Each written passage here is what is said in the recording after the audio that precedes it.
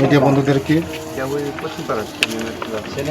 আমার বিধানসভায় 29 কৃষ্ণপুরের মধ্যে আজকে মর্মান্তিক ঘটনা হয়েছে। সকালবেলা মাটি ধসে দুজন মৃত্যু হয়েছে।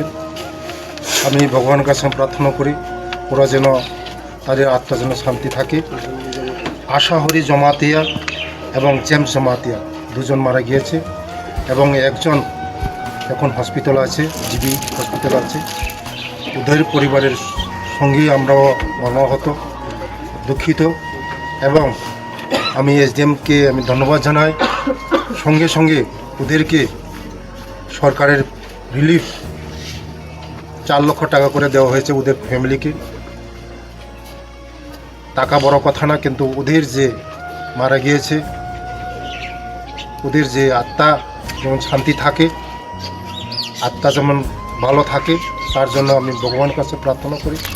ওদের ফ্যামিলির সঙ্গে আমরা মর্মাহত, দুঃখিত।